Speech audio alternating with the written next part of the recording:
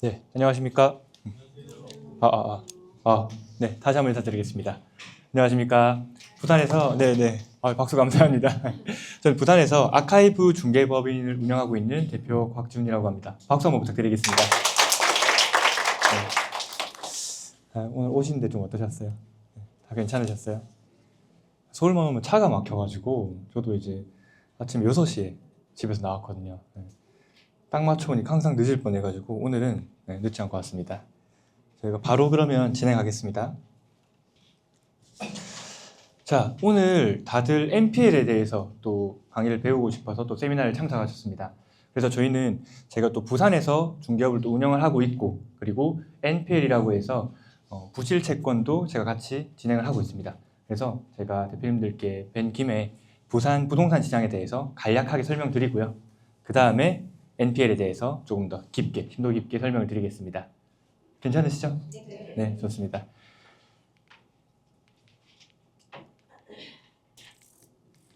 네. 네, 저는 이제 지금 부산에서 중개법인을 운영하고 있습니다. 지금 최근 들어서 한 두세 달 전부터 작년 추석 지났죠. 그럼 4달 정도 됐네요. 네. 그때 이후로 서울 분들의 매수 콜이 정말 많이 들어오고 있습니다. 왜 그런가 생각을 해보니까 저희가 정권이 바뀌고 나서 그다음에 아파트 규제가 생겼죠. 아파트 규제가 생겼는데 그러면 내가 아파트에 있을 때 현금을 어느 정도 들고 있었으면 원래는 대출을 통해서 매입을 할 수 있었습니다. 근데 이렇게 대출 규제로 인해서 이 주거용 부동산에 조금의 규제가 생기면서 지금 벽이 세워지고 있습니다. 서울 경기권 하면 부산이 아니라 저기 한국에서 핵심 지역이죠. 핵심 지역인데 핵심지 주거용 부동산에 지금 벽이 세워지고 있었습니다. 그럼 이 금액이, 이 돈들이 어떻게 될까? 이 투자자들은 돈을 가만히 두지 않습니다. 저도 돈을 가만히 두면 정말 아까워요. 그러다 보니까 계속 투자를 하고 있는데 그럼 투자를 하실 때 어디를 갈까? 비주거용 부동산을 어디를 살까 했을 때 서울은 너무 올랐어요. 너무 올라서 내가 들고 있는 아파트를 매입하려고 했던 금액으로 진입을 할 수가 없습니다. 그래서 부산으로 오는데 부산으로 오는 이유 중 하나가 뭐냐면, 아니 대부분이에요. 부산으로 오는 이유가 뭐냐면 한국에 광역시 많죠. 그럼 5대 광역시 중 대장이고요. 제가 추후에 조금씩 더 설명을 드릴 건데 투자가 가능한 투자처이자 그리고 관광지입니다. 내가 다른 광역시들이 있더라도 내가 여행 가는 사람이 아닌 일반 투자자의 관점으로 봤을 때는 투자도 가능하고 엑싯도 충분히 가능한 지역이라는 생각이 들기 때문이죠. 네. 그리고 이 시장 흐름은 딱 두 가지가 있습니다. 지금 서울권 대표님들께서 부산 내려온 이유가 이 사이클과 시장의 크기입니다. 사이클부터 제가 설명을 드리면 우선 사이클이라고 하면 아파트 사이클, 아파트가 오르면 이제 너무 올라버리면 규제가 생기고 규제가 생기면 다시 다른 투자처를 찾고 있는데 그 투자처가 바로 상가가 되는 거죠. 지금 보시면 부산 아파트 값도 12주 연속 올랐습니다. 이걸 보면 어떻게 하면 되냐면 자, 서울이 핵심지라고 했죠. 핵심지가 오르면 리딩을 하면 그 다음 두 번째 핵심지가 따라갑니다. 또 세 번째, 네 번째 따라가겠죠. 그래서 모든 시장의 시작은 수도권, 서울에서 시작합니다. 근데 그런 유행의 완성, 그리고 이런 시장의 완성은 이 지방, 그래서 부산 쪽에서 끝이 난다는 거죠. 완성이 된다는 거죠. 그래서 우리가 들고 있는 에쿼티, 무한하지가 않잖아요. 무한하지가 않은 그 금액으로도 충분한 투자가 가능하다는 거죠. 자, 다음은 시장의 크기입니다. 자, 대표님. 앞에 세 군데 중에 여행 가보신 적 있으세요? 대표님. 제주도 가보셨어요? 옆에 대표님께서는? 다 가보셨어요? 부부는 아니시죠? 아니시고, 처음 뵈시고 죄송합니다. 그래서 지금 우리가 여행으로 봤을 때는 경주도 정말 좋고, 이제 강릉도 좋고, 제주도 다 좋아요. 근데 자, 우리가 투자자의 입장이에요. 투자자의 입장이면 제가 하나 더 추가해 볼게요. 자, 부산을 투자했어요. 똑같은 금액, 똑같은 건물, 똑같은 조건의 건물을 제가 매입을 할 수 있어요. 앞에 계신 대표님, 어디 건물을 한번 매입을 하고 싶습니까? 부산이요? 왜 부산을 선택하셨죠? 좀 더 핫해져서? 그것도 있고 부산은 다른 데 가면 못 나오진 않을까? 내가 팔 때 못 팔진 않을까라는 걱정을 하게 되는데 부산은 그런 걱정을 안 한다는 거죠. 우리가 건물주가 되고 싶다는 이런 목표가 있죠. 다들 같은 목표 맞으실까요? 맞죠? 근데 이 건물주가 되고 싶은 게 건물을 사서 팔 때 시세 차익을 내고 싶다라는 게 포함되어 있는 거 맞죠? 그런데 다른 데에 뭐 정말 좋은 곳이에요. 네, 제가 뭐 정말 좋은 곳인데 건물주가 될 수는 있겠지만 건물로 엑시트해서 돈을 벌었다라고 하기에는 조금 힘들 수가 있어요. 특정한 타겟층이 있다는 거죠. 근데 부산에서는 지금 관광 수요도 정말 많고요. 그 다음에 내국인도 굉장한 수요를 가지고 있습니다. 그렇기 때문에 제가 아까 말한 시장의 크기에서 투자가 가능한 유일한 관광처 그리고 엑시트 가능한 광역시라는 거죠. 지금 제가 부산에 관해서 말씀드리면 보시면 점령당의 행복한 부산 1조 수입 좀 보이시나요? 네. 가린가 봐. 보시면 다 외국인. 지금 부산은 관광도시화되고 있어요. 그리고 실제로 정부에서도 부산을 관광도시로 밀고 있고요. 자, 지금 제가 부산에 대해서 그러면 간략하게 조금이나 짧게 상권 분석을 설명드릴게요. 아까 앞에서 이팔 대표님께서 설명드린 것처럼 부산 세미나도 하게 되면 저희가 조금 더 깊게 또 한 번 더 설명드리겠습니다. 자, 부산은 정말 많은 곳이 있지만 그래도 좀 많이 찾는 곳이 세 군데가 있습니다. 서면 전포동, 그리고 광안리, 그리고 남포동 이렇게 세 군데가 있습니다.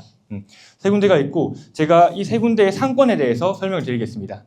자, 서면 전포동 상권입니다. 자, 보시면 이쪽에 롯데백화점. 서면은 여기가 서면역이 있으면 이쪽 세로변이 이제 메인 대로를 중심으로 이쪽을 1번가, 이쪽을 2번가 두 군데로 나뉩니다. 지금 보이시는 롯데백화점 서면 시장 상권은 서면 1번가 상권입니다. 여기는 예전부터 먼저 조금 발달을 하다 보니까 지금 보면 40억, 50억, 60억, 70억 이렇게 덩치가 좀 큰 물건들이 많습니다. 다음은 배대포 주짓수 상권이라고 합니다. 여기는 이제 요식업과 여긴 2번가라고 하는데 요식업 상권 그리고 뭐 의류 브랜드 이런 곳들이 들어와 있어서 낮에는 의류 브랜드들 그리고 밤에는 요식업 상권들이 해서 끊임없이 유동인구가 있는 상권이라고 보시면 됩니다. 여기도 그래도 50억, 60억대가 대부분 줄을 이루고 있습니다. 자, 마지막으로 가장 인기가 많은 전포동 상권입니다. 혹시 전포동 들어보셨나요? 들어보셨으면 손 한번 들어주세요. 네, 지금 많이 들어보셨죠? 많이 들어보셨는데 전포동 상권이 왜 인기가 많냐면 우리가 소액으로 들어갈 수 있는 10억대, 20억대 그리고 그 이하 물건도 아직까지 남아있다는 거죠. 그래서 우리가 앞에 여기 배대포, 요 카페거리 밑으로는 지금 완성형 상권이라고 부릅니다. 완성형 상권이라고 하면 위쪽 전리단길, 카페거리, 점포사이길, 놀이터시장은 성장형 상권이라는 거죠. 근데 우리 젠트리피케이션 들어보셨죠? 젠트리피케이션 하면 여기가 카페거리가 월세가 너무 올라서 퍼지고 또 여기도 올라서 퍼지고 하죠. 근데 여기는 시작은 카페거리였어요. 카페거리에서 너무 잘 돼서 퍼졌어요. 지금 여기까지 점포사이길까지. 근데 여기서 더 이상 퍼질 수가 없는 상권이에요. 왜냐하면 위에 다 아파트하고 학교가 있어요. 그리고 여기도 다 학교예요. 그리고 터널이 있어요. 더 이상 퍼질 수가 없기 때문에 우리는 젠트리피케이션을 걱정할 게 아니라 이 밀도는 이 사용하는 이 인구들의 밀도는 계속 유지된다는 거죠. 자, 다음은 광안리 상권입니다. 광안리는 또 워낙 유명하죠. 네, 부산에서 지금 정말 핫한 상권 중 하나고요. 보시면 광안리는 상권을 제가 세 군데로 간략하게 설명드릴게요. 보시면 광리단길, 리단길 많이 들어보셨죠? 조금만 핫해지면 리단길이 다 붙어요. 경주 가면 황리단길도 있고 그렇게 붙는데 이 리단길의 특징이 뭐냐면 좀 아기자기한 1층에는 카페나 뭐 식당, 뭐 1인 셰프님들이 직접 운영하시는 그런 식당, 2층에는 공방들 이런 아기자기한 샵들이 정말 많습니다. 자, 두 번째는 헬멧 라인. 여기 되게 독특한 게 헬멧 라인이라는 이유가 헬멧이라는 카페가 있어요. 원래는 주택가였는데 헬멧이라는 카페가 들어오면서 여기 너무 장사가 잘 됩니다. 그래서 그 주위로 카페들이 다 생겼어요. 그래서 헬멧 라인이라고 상권을 또 부르게 됐습니다. 마지막은 밀락동 상권입니다. 밀락동 상권은 여기는 내국인들이 많이 이용하는, 내국인도 있고 현지인들도 많이 이용하는 요식업, 소품샵 이렇게 다 복합적인 상권입니다. 저희가 아까 서면이랑 광안리 비교했을 때 좀 차이가 뭐가 있을까요? 대표님 보시기엔 좀 어떤 것 같아요? 맞죠? 좀 떨어져 있죠? 맞아요. 맞습니다. 떨어져 있는데 왜 그래도 광안리가 핫하냐면 자, 이 광리단길, 헬멧라인, 밀락동 상권 사이에 대부분 다 숙박업이 있어요. 네, 우리 에어비앤비 요즘 너무 핫하죠? 호스텔 사업도 핫하죠? 그런데 그런 숙박업들이 가장 인기가 많고 지금 가장 많이 찾는 게 광안리 쪽이라는 겁니다. 그리고 광안리 쪽은 그래도 건물을 매입을 할 때 조금 더 하나 더 체크를 하셔야 될 게 재개발 지구가 13개나 있어요. 그러다 보니까 그걸 좀 잘 피하시거나 아니면 잘 이용하시거나 두 개 중 하나를 선택을 하셔서 원하시는 루트로 가시는 게 중요합니다. 그리고 하나 더 말씀드리자면 여기는 1층에 식당 들어가 있고요. 카페 들어가 있고 그 다음에 2층에 숙박업하고 이렇게 내가 원하는 업종을 멀티로 운영할 수 있다는 겁니다. 그런 특징들이 있습니다. 자, 다음은 마지막으로 남포동입니다. 남포동은 서울에 보시면 명동이 정말 유명하죠.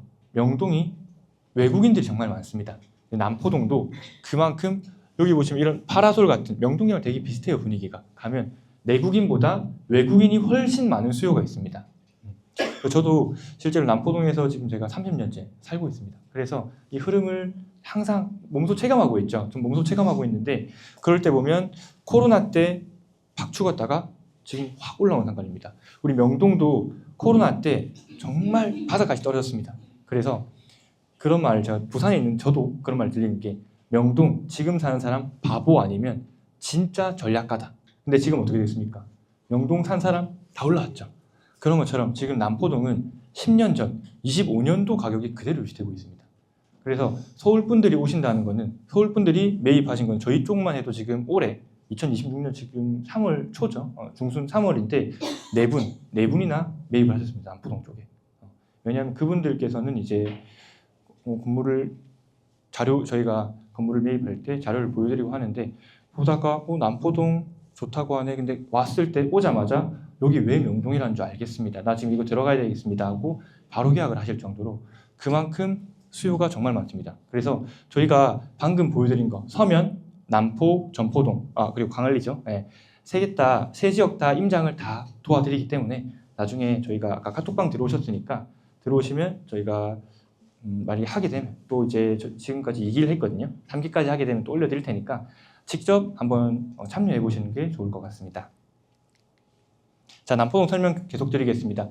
지금 보시면 이게 남포역 연도별 이용객 수치입니다. 여기 17 돼 있죠. 이게 1,700만 명입니다. 쭉 떨어졌죠. 2020년도에 무슨 일이 있었죠? 코로나가 있었습니다. 코로나 있었을 때 쭉 급감된 게 여기는 외국인 상권입니다. 외국인 상권이라 쭉 떨어졌다가 지금 2024년도에는 1,400만 명까지 왔습니다. 근데 제가 체감하기는 지금 14년도쯤까지 올라온 느낌입니다. 제가 느끼기에는. 근데 14년도와 25년도, 26년도 차이가 있다면 자, 저 때는 내국인 5대5 그 정도였습니다. 5대5 정도 반반 느낌이었는데 지금 확실히 외국인 상권으로 바뀐 게 외국인이 70%, 내국인이 30%로 보시면 됩니다. 네, 그만큼 한국에 관광을 많이 오고 있고요. 실제로 명동과는 조금 다른 게 있다면 명동은 서양 쪽 예를 들면 전 세계가 다 온다고 보시면 돼요. 왜냐하면 비행기가 다 인천에서 내리죠. 근데 부산 남포동에서는 대부분 동남아시아 아니면 아시아 계열 제일 많은 게 대만 분들 그리고 일본 분들, 중국 분들 이런 분들이 많이 오세요. 네, 그래서 그런 차이가 조금은 있다라고 보시면 됩니다. 그리고 남포동도 상권이 있으면 이 정도로 볼 수 있습니다. 네, 이거 한번 찍으실 분들을 찍고 바로 넘어가도록 하겠습니다. 그래서 보시면 이 깡통시장, 먹자골목, 포차촌 이쪽은요 내국인들이 더 많이 이용하고요. 이쪽 패션거리랑 비프광장 이렇게 외국인들이 훨씬 더 많이 이용합니다. 그리고 다 찍으셨나요? 네, 편하게 찍으십시오. 네, 넘어가겠습니다. 그래서 제가 일단은 오늘은 부산 세미나가 아니라 NPL에 대한 이야기이기 때문에 여기 조금 간략하게 하고 바로 넘어가겠습니다. 제가 생각하는 가장 큰 25년의 변화는 서울 자본의 유입이었습니다. 왜냐하면 서울에서는 너무 아파트도 제가 못 사고 건물값은 너무 올랐으니까 어디 투자를 해야 될까 해서 부산으로 많이 투자를 옮기시고요. 네, 그런 식으로 이제 투자처의 흐름이 달라지면 이 부산의 시장 환도도 확 달라질 수 있다는 거죠.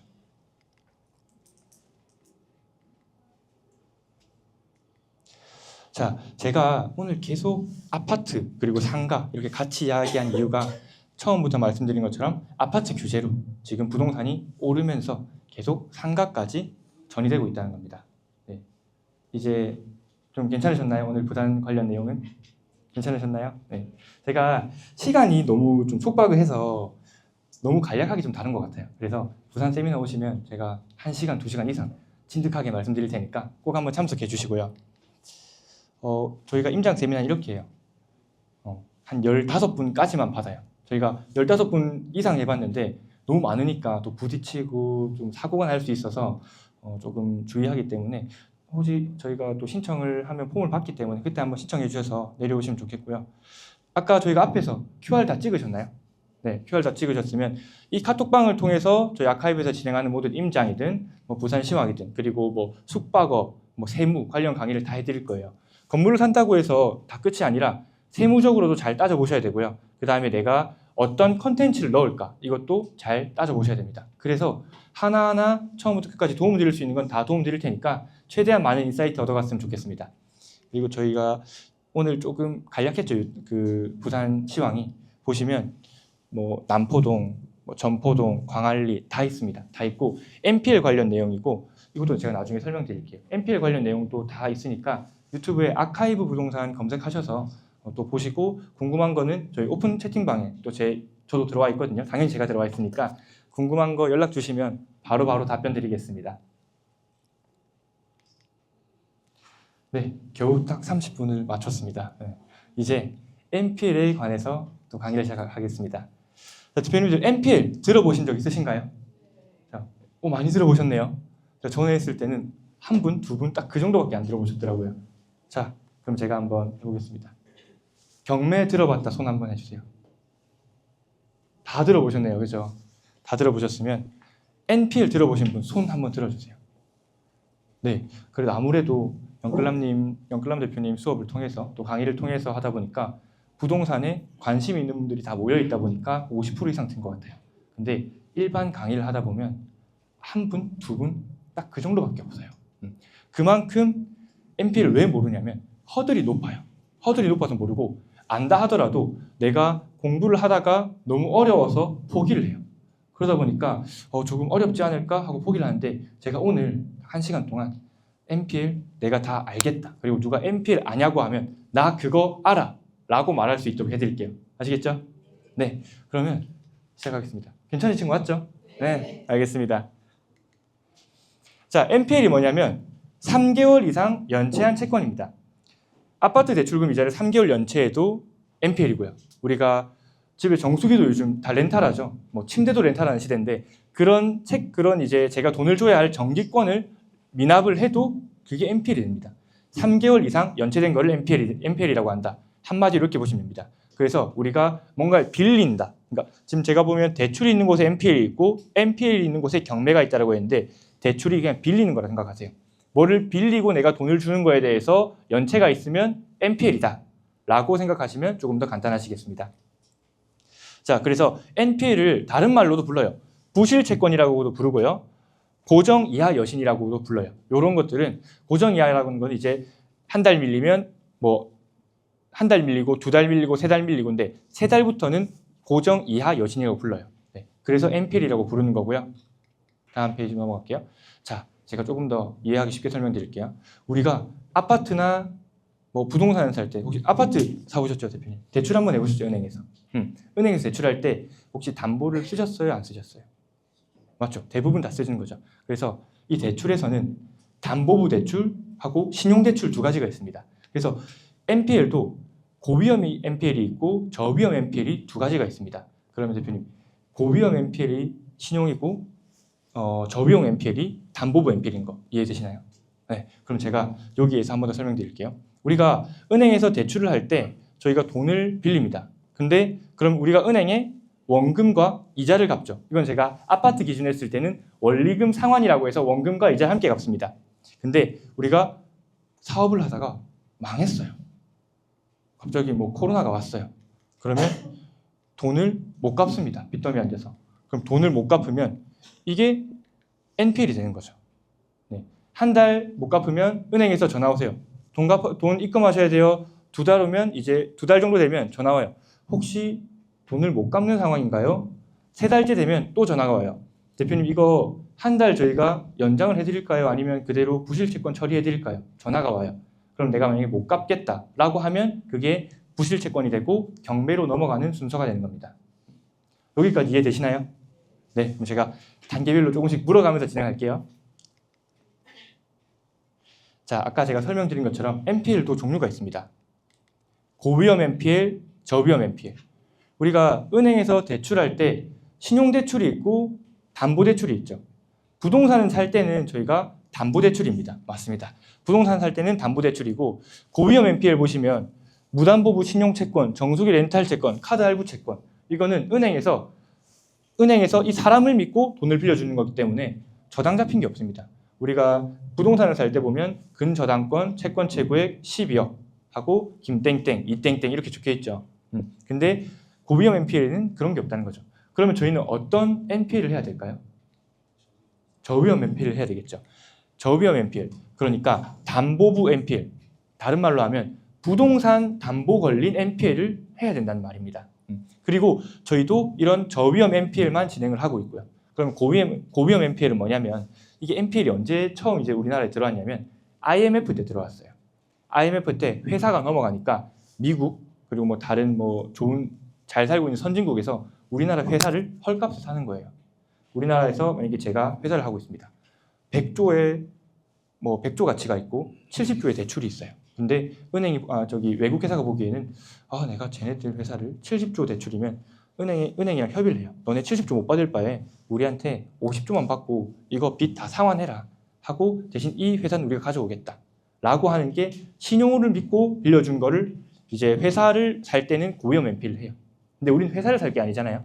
회사를 살 게 아니고 일반 부동산을 매입할 때는 저위험 NPL로 하면 경매보다 훨씬 더 싸게 들고 올 수 있다는 거죠. 그래서 지금 NPL을 많이 각광받고 있는 이유고요. 자, 제가 조금 더 쉽게 한번 설명드려 볼게요. 제가 신발을 되게 좋아합니다. 네. 앞에 보이는 신발 혹시 많이 보셨죠? 네. 나이키가 항상 있는 신발인데 이 신발이 백화점이나 정상 매장 가면 정확히 기억납니다. 11만 9천 원 합니다. 11만 9천 원 하는데 거의 12만 원이죠. 12만 원 하는데 지금 아울렛 같은 데 가니까 10만 원 합니다. 10만 원에 쌀 수 있는데 그러면 우리가 백화점에 가서 사겠어요? 아울렛 가서 사겠어요? 똑같은 거리라고 했을 때 아울렛 가죠. 아울렛 가는데 근데 아울렛에서도 조금 더 싸게 살 수 있는 방법이 있어요. 바로 상품권을 사는 거예요. 우리가 롯데 아울렛 갔을 때 롯데 백화점 상품권으로 사면 조금 더 싸게 살 수 있거든요. 그래서 예를 들면 10% 싸게 샀다고 생각을 해볼게요. 네. 10만 원짜리 상품권을 제가 9만 원 주고 샀어요. 근데 이 상품권은 10만 원짜리를 살 수 있는 상품권입니다. 그래서 롯데 아울렛 가서 이 신발을 10만 원에 할인받아서 샀어요. 그럼 이게 롯데 백화점 가면 12만 원 하는 거죠, 정가가. 그러면 저는 얼마에 산 거예요, 실제로는? 9만 원이죠. 그렇죠? 이거 이해되시죠? 맞죠? 이게 NPL이라고 보시면 돼요. 정상가는 12만 원이지만 아울렛 가서 10만 원에 살 수 있는 거를 저는 상품권 파는 데 가서 현금이랑 바꿔서 9만 원에 산다는 거죠. 그러면 큰 차이가 있을 때는 제일 큰 차이로는 3만 원이나 싸게 사는 거죠. 3만 원이 작아 보이겠지만 12만 원이라는 그 퍼센트로 봤을 때는 엄청 큰 퍼센트다라고 생각하시면 됩니다. 자, 그래서 제가 한 번 더 설명드릴게요. 네, 롯데 상품권을 구입해서 아울렛이 제가 어떤 말이냐면 우리가 경매 법정에서 하는 거예요. 자, 경매로 사면 다 싸게 산다라고 생각을 하시죠? 맞죠? 동의하시나요? 이 말에? 그렇죠? 우리가 조금 더 집을 싸게 사려고 건물을 싸게 사려고 경매에 많이 가시는데 거기서도 더 싸게 사기 위해서는 NPL로 사오는 거죠. NPL로 사온다는 게 어떤 말이냐? 제가 실제 배당표를 보여드리면서 설명을 드리겠습니다. 이런 배당표 많이 보셨습니까? 네, 많이 보신 것 같아요. 지금 표정들이. 네. 그래서 보시면 저는 부산지방법원, 제가 부산에서 왔으니까 이것도 저희가 한 건데 부산지방법원이라는 아울렛이 있습니다. 근데 저희는 이 근저당을 산 거예요. 근저당을 사는 건데 실제로 이게 뭐 이 금액은 아니죠. 당연히 감정 가격보다는 싸겠지만 자, 이 감정 가격이고 채권인 채권 최고액이 16억 8천만 원입니다. 16억 8천만 원이면 죄송합니다. 1억 6,800만 원입니다. 그러면 14억을 빌린 겁니다. 1억 4천을 빌린 겁니다. 제가 계속 큰 거만 하다 보니까 그래서 1억 4천을 빌렸는데 우리는 원금의 1억 4천보다 더 싸게 들고 옵니다. NPL은 실제로는. 그래서 보통 저희가 계산할 때는 채권 금액이 1억 6,800만 원이면 자, 빌린 돈의 120%가 채권 최고액을 잡습니다. 요건 다 아시죠? 네. 그러면 120%면 원금이 1억 4천이다. 그럼 1억 4천이면 내가 NPL을 살 때 채권을 10% 할인받아 사올 수 있다고 하면 1억 4천에 10%를 싸게 살 수 있다. 근데 그 권리로 이 건물을 살 수 있다고 하면 매각한 거는 1억 5,500만 원에 저희가 낙찰을 받아왔습니다. 근데 실제로는 얼마냐면 1억 3천 정도에 산 겁니다. 그럼 1억 3천에 샀는데 매각을 1억 5천에 낙찰을 하면 그 나머지 차익은 어떻게 되냐? 얼마 차이가 있죠? 그렇죠. 2,500 차이가 있죠. 2,500은 어떻게 되냐면 NPL 회사에서 낙찰받은 사람한테 페이백을 해줍니다. 페이백 해주는 것도 자, 우리 이거 네가 낙찰받으면 페이백 해줄게. 말로만 하는 게 아니라요. 계약서를 작성합니다. 그 계약서는 제가 어떻게 작성하는지 뒤에 한번 보여드리겠습니다. 그래서 이거는 이렇게 볼 수 있다라는 개인적인 구조로 보시면 되고요. 자, 그러면 이제 NPL이 좋은 건 다 이해하셨습니다. NPL이 좋다고 생각하시나요? 네, 싸게 사면 좋은 거예요, 부동산은. 맞습니다. 그래서 어디에서 사야 되고 얼마에 사서 누구에게 얼마에 팔 건가 이런 거를 한번 생각해 보셔야 되는데 제가 지금부터 설명드릴 내용입니다. 자, 제가 지금 퀴즈 하나 낼게요. 맞추시면 커피 상품권 바로 보내드릴게요. 자, 집중하시고 보시면 여기 보면 채권자예요. 채권자의 공통점을 한번 찾아보세요. 자, 구남 신협, 대형 선망 수협, 진신협 맞습니다. 2금융에서 사옵니다. 저희는 1금융도 이런 부실난 채권들이 있겠지만 2금융에서 사옵니다. 자, 2금융에서 혹시 사오는 이유 아시는 분 있으면 제가 커피 이건 10잔 드리겠습니다. 없으신가요? 저희가 왜 2금융에서 사오냐면 자, 1금융도 파는데 대신 엄청 크게 팔아요. 자, 여기 보시면 삼정타워 7층 703호죠. 하고 여기 보면 괴정동 936-5 요거 건물 하나, 그 다음에 여기 모텔 하나, 1201호 한 호실씩 우리가 원하는 물건들만 들고 올 수 있습니다. 근데 1금융권 어떻게 하냐면 자, 채권 사러 왔습니다 하면 자, 그러면 우리가 팔 수 있는 채권 보여드릴게요. 책 이만큼 줘요. 이만큼 줘서 이거 뭐예요? 물어보면 아파트 하나 있고요. 그 다음에 빌라 10개 있고요. 빌딩 3개 있고 그 다음에 오피스텔 뭐 5동 있습니다. 이 중에 고르면 되나요? 아니요, 이거 다 가져가시고 7천억 주셔야 됩니다. 단위가 달라요. 그러니까 우리가 어떻게 보면 너무 오래된 걸 수도 있지만 허니버터칩 옛날에 유행했잖아요. 그때 타이어 4개 사면 허니버터칩 하나 드립니다. 이런 느낌으로 묶음 상품으로 우리가 필요 없는 것까지 사와야 돼요. 근데 그게 아니라 2금융권에서 하면 우리가 원하는 것들만 골라서 협의를 할 수 있다는 거죠. 그래서 저희가 2금융권만 갑니다. 이해하셨죠?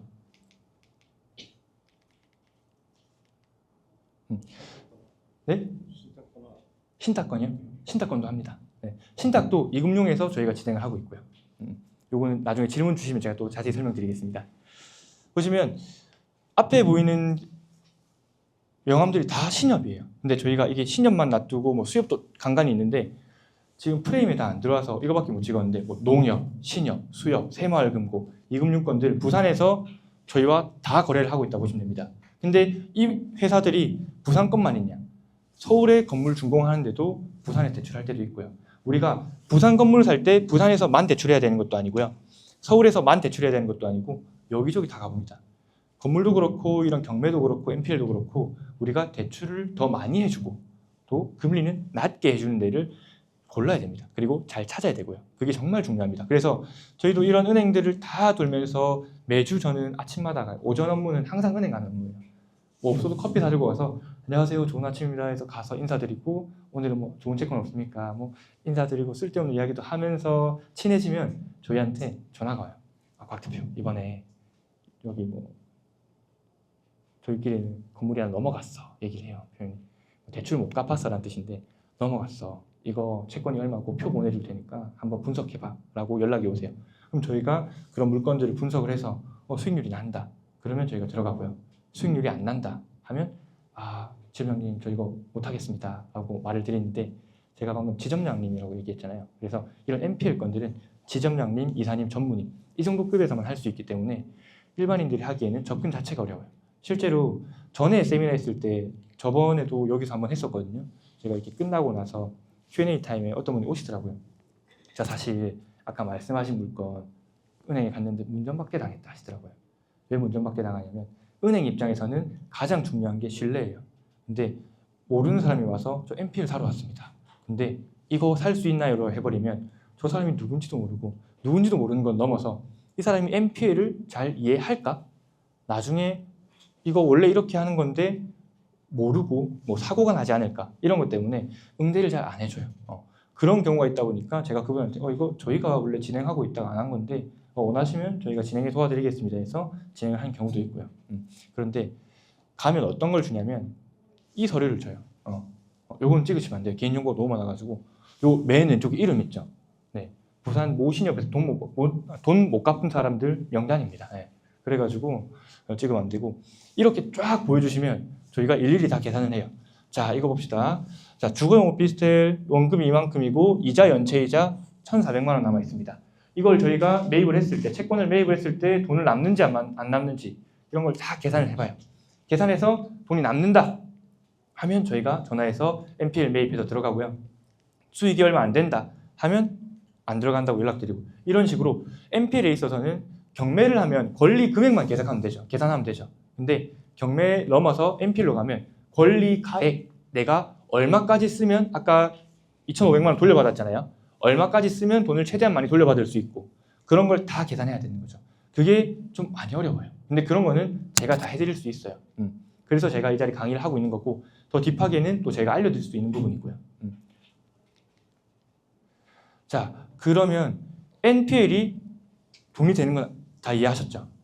그러면 항상 이런 얘기예요. 돈 되는 거는 너네가 하지 왜 우리 줘? 이거 이상한 거 아니야? 라고 생각할 수 있는데 은행에서 NPL 매각하는 거는 부실채권, 조기매약 너무 많아요. 한마디로 제가 설명드릴게요. 한마디로 설명드리면 경영지표를 개선하기 위해서예요. 이게 무슨 말이냐면 자, 우리가 NPL이 뭐라고 했죠? 제일 집중하고 계셔가지고 NPL이 뭐라고 했죠? NPL 말고 그렇죠. 부실채권. 부실채권이면 안 좋은 거죠. 돈을 못 갚은 거예요. 그러면 은행 입장에서는 돈을 못 갚을 사람한테 빌려주면 될까요? 안 될까요? 안 되죠. 그러니까 금융감독원에서 부실채권이 은행마다 3% 이상이면 관리에 들어가겠다라고 합니다.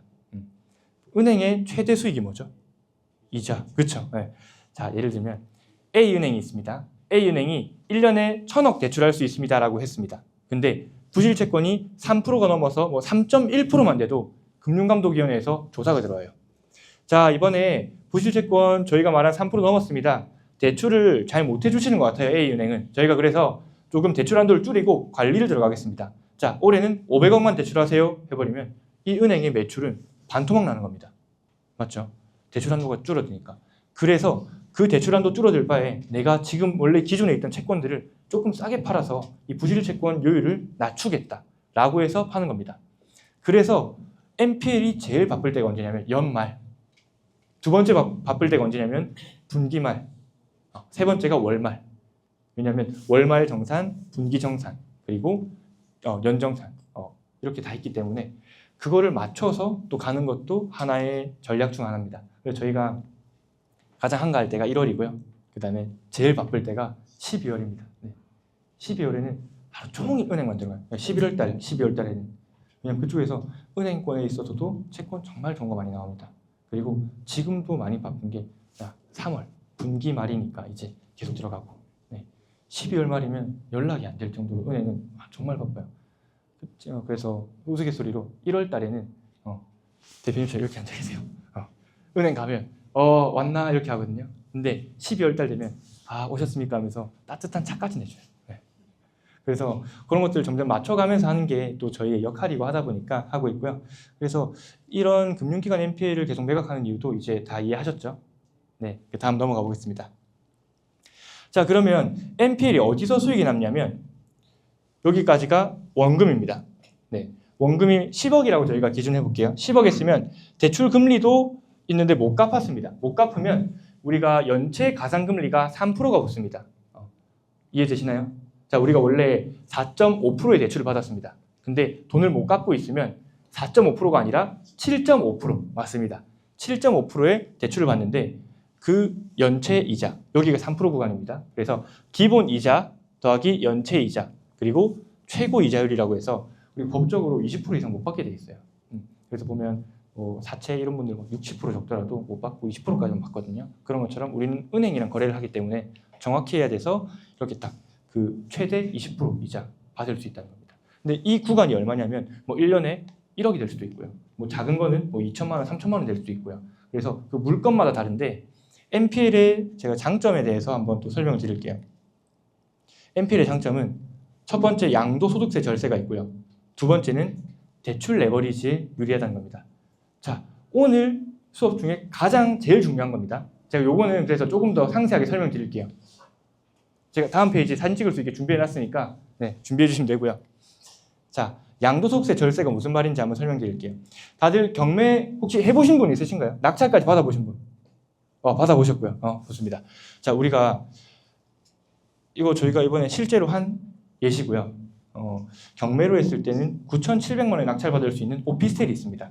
부산에 있는 오피스텔인데 매각을 예를 들어서 1억 2천에 했다고 기준을 해볼게요. 그럼 차액이 2,300만 원입니다. 맞죠? 근데 우리가 1년 내 매각 시하면 세금이 70%가 붙어요. 근데 매매 사업자라던가 다양한 방법이 있겠지만 저희가 표현했을 때는 그럼 세금이 이만큼 내요.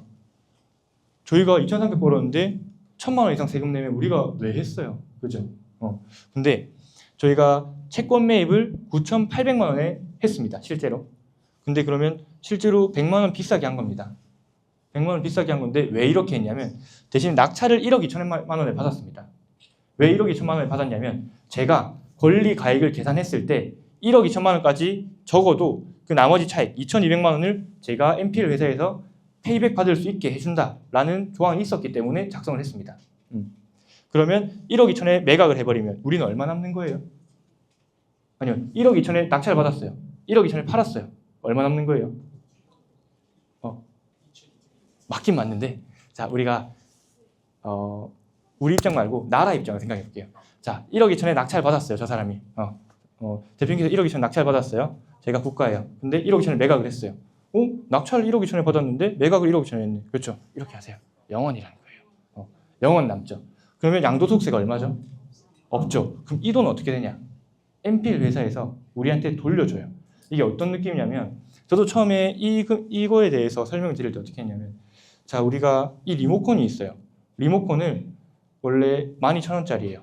12,000원짜리인데 여기 오시는 분들께 다 9,800원에 팔기로 했습니다. 근데 9,800원에 팔기로 했는데 대표님께서 계약에 의해서 12,000원 입금해 주셨어요. 그러면 저희한테 12,000원 입금해 주는데 저는 대표님과 약속에 9,800만 원에 팔기로 했죠. 9,800원에 팔기로 했죠. 그러면 돈을 더 주셨죠. 환불해 드려야 돼요. 그래서 환불해 드리는 개념으로 생각을 하시면 됩니다. 네. 이거 이해되시나요? 네. 그래서 이 계약서도 제가 어떻게 쓰는지 나중에 보여드릴게요. 자, 그러면 양도소득세 절세 요건 이해하셨죠? 네. 두 번째, 전 이게 제일 좋아요. 대출 레버리지 유리함. 우리가 9,700만 원에 낙찰받았죠. 9,700만 원에 낙찰받으면 70% 하면 6,790만 원입니다. 그러면 내 돈이 2,910만 원 들어갑니다. 근데 1억 2천에 낙찰받으면 은행도 몰라요. 9,800만 원에 산지. 근데 1억 2천에 70%인 8,400만 원을 대출받았습니다.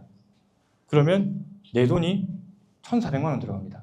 그러니까 내 돈 적게 들고 대출 많이 받을 수 있다는 거죠.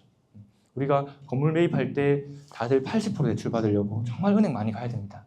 근데 얘는 앉아서 내가 쓴 돈의 80% 이상 대출 받는 거죠. 그래서 대출 레버리지 좋고요. 그 다음에 양도소득세 절세할 수 있고요. 이게 정말 큰 장점이라는 겁니다. 요거 이해하셨나요? 네. 자, 그래서 경매 절차랑 비슷해요. 경매 개시하고 그 다음에 근저당권을 매입해요. 아까 대표님 낙찰도 받아보셨는데 경매 개시 이후에 근저당권 매입한 이유가 뭘까요? 경매 개시하기 전에 더 싸게 살려고 채권을 사는 거죠. 그것도 있는데 경매가 개시된 다음에 하는 이유가 뭐냐면 이제 자 여기 우리 이 아파트에 돈 받을 사람이 있으면 다 손드세요 하잖아요. 배당 요구하라고 하는데 배당 요구 끝난 뒤에 해야지 안전하게. 그렇죠? 우리는 계산을 하더라도 안전하게 들어가야 돼요. 그렇기 때문에 경매 개시가 된 다음에 배당 요구 다 끝나고 난 다음에 근저당권을 매입을 합니다. 근데 우리가 입찰을 했어요. 아까 1억 2천에 제가 샀다 했죠. 1억 2천에 했는데 누가 1억 3천을 썼어요. 그러면 낙찰을 저희가 못 받겠죠. 다른 사람이 더 했으니까. 근데 아까 그 채권은 누구 거예요? 우리가 미리 샀죠. 9,800만 원은 9,800만 원 주고 산 채권이죠. 거기에 대해서 1억 3천을 누가 낙찰받았기 때문에 우리는 2,200만 원이 아니라 3,200만 원 수익을 얻는 겁니다. 근데 그게 아니라 우리가 낙찰받았습니다. 우리가 낙찰받았으면 부동산 소유에서 재매각에서 매매 차익 수령 일반 매매처럼 하시면 되는 겁니다. 이거 이해되시나요? 아니요 누구예요? 다시 한번 해드릴게요. 괜찮아요. 네. 그래서 자 우리가 입찰 참여했어요. 입찰 참여했을 때 낙찰 받았으면 제가 이건 따로 설명해 드릴게요. 이건 시간이 좀 부족해요. 자 실제로 보시면 여기 이번엔 실제로 저희가 한 사례고요. 자 부산지방서부법원이고요. 근저당권을 저희가 매입을 했고 그 다음에 매각을 했어요. 9,200만 원에 매입을 했어요. 낙찰을 받았어요. 이거 보이시죠? 요거에 대해서 어떻게 계약을 했냐면 자 레이저가 보이네요. 여기 보면 4억 1천만 원에 낙찰 받았죠. 다른 아파트예요. 이거 아파트인데 여기 보시면 양산에 있는 아파트예요. 4억 1천만 원에 낙찰 받았어요. 근데 우린 이거를 3억 8천만 원에 샀어요. 채권을. 이게 아까 말한 그 계약서예요. 계약서 보여드리면 이건 찍으시면 안 돼요. 네, 저희가 고객이랑 비밀이라 가지고 그래서 보면 매매 금액이 3억 8천만 원 채권을 사고 매각기일에 4억 1천만 원에 낙찰받기로 한다라는 계약을 합니다. 그리고 보시면 25년 6월 25일 날 배당이 끝났습니다. 그러면 여기 보시면 다음 날 바로 3천만 원을 입금해 드려요. 보이시죠? 보면 3천만 원 차이죠, 이 사이에. 그럼 여기 보시면 양도 대금은 3억 8천만 원, 계약금은 2,980만 원. 요거는 이제 최저 매각 보증금하고 그다음에 3억 8천만 원에 사더라도 요 금액이 쓰고 차익은 돌려준다라는 계약을 합니다. 그래서 말로만 하는 NPL 하는 분들도 있어요. 우리가 돌려줄게. 그리고 이런 계약서 있어요. 보내드리면 한 데 있어요. 도장 다 있어야 돼요. NPL 사고 나는 이유 중 하나가 말로만 하는 회사들이랑 일하면 정말 큰일 납니다. 그래서 저희는 이 계약서에 의해서만 진행을 하고요. 자, 그래서 바로 돌려드렸습니다. 그럼 이거 어떻게 됐냐? 보시면 이게 2,504호죠. 25층 4호. 보시면 여기 25층 어디 있죠? 이거 4억 2천에 매각됐습니다. 그래서 이분은 딴 사람은 이제 4억 1천만 원에 사서 4억 2천에 팔았네. 1천만 원 남기려고 뭘 저렇게 하냐 라고 하는데 우린 실제로는 3천만 원 남기고 그 다음에 1천만 원에 대해서는 세금 좀 내고 그렇게 보시면 3천만 원 이상 버는 거죠. 단기 차익으로. 괜찮지 않나요? 이 정도면? 매입했을 때 매입했다는 게 아파트를? 아니 그 NPL 순서대로 다 매입했을 때 내가 매입해서 매각. 네네 맞아요. 내가 매입해서 매각한 거. 그래서 이거 같은 경우에 아파트 같은 경우에는 고가로 매입을 많이 하세요. 왜냐하면 워낙 이 아실이나 이런 데들 이렇게 보면 시세가 정확히 나와 있죠 요즘에. 그러다 보니까 여기 시세가 보통 낙찰로 받았을 때는 4억 정도에 4억 한 500만 원 요 정도 사이에 낙찰 받는 게 정상이라고 하는데 전 제가 NPL 하는 걸 아는 사람들은 곽 대표 왔구나. 오늘 그럼 저건 끝났겠네라고 하는데 NPL이라는 걸 모르시는 어르신 분들도 있어요. 저 가면 불쌍하게 해야 돼요. 이거 어디서 당해가지고 오피스텔 8천만 원짜리 무슨 1억에 사고 있노 하면서. 근데 저는 어차피 통째로 다 사거든요. 최근에도 30개 호실 샀어요.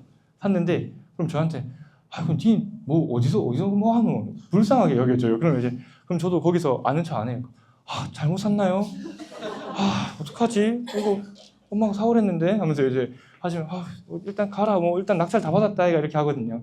근데 아시는 분은 그냥 또 넘어가요. 왜냐면 뭐 대출해 주시는 분들도 다 알다 보니까 넘어가는데 아까 이런 것처럼 뭐 3억 8천에 사서 4억 천에 그러니까 누군가는 4억 천에 낙찰 받으면 저 사람 바보다라고 하지만 우리는 웃고 있는 거죠. 그럼 계단 내려가면서 배시시 웃고 있습니다 혼자서. 오늘 돈 벌었네 하는 거기 때문에 실제로는 얼마 안 남는 것 같지만 그걸로 우리가 양도세 줄이는 거고요. 많이 대출을 받아야 많이 입찰 금액을 올려야지 대출도 많이 받을 수 있는 거고요. 그렇게 보시면 됩니다. 이렇게 좋은 걸 어디서 사냐면 아무나 못 사요. 제가 살 수 있는 게 뭐냐면 여기 대부업 등록증이 있죠. 대부업 등록증 중에 이거 사채 아니에요. 일반 사채 안 하고요. 저희 보면 대부 채권 매입 주심업 요게 있어야 돼요. 금융감독 이거는 안 찍어줬으면 좋겠습니다. 감사합니다. 제가 또 개인정보라서 저희가 나중에 계약할 때는 당연히 보내드리는데 그래서 이게 저희가 대부 채권 매입 주심업 여기서 적어야 될 거는 대부 채권 매입 주심업 금융감독위원회에서 대부 채권 매입 주심업이 있는 분들만 매입할 수 있다는 거죠. 은행권에서도 채권을 매입을 하려면 대부 채권 매입 주심업이 있는 법인들과만 거래를 해요. 그래서 저희를 거래할 수 있고 그러면 지금 어떻게 들고 오냐면 자 대표님들이 할 수 있는 거는 채권사 은행이 있죠. 은행이 채권을 들고 있으면 저희 같은 대부법인이 있어요. 대부법인이 있고 그럼 여기서 사온 거를 계약에 의해서 아까 계약서 보여드렸죠. 그럼 계약서를 통해서 대표님 명의로 바꾸는 거죠. 이렇게 들고 오는 겁니다. 이거 들고 오는 방법 이해하셨나요? 네. 그래서 일반인들도 대부 채권 매입 주시법을 통해서 투자를 할 수 있게 만든 게 이 방법입니다.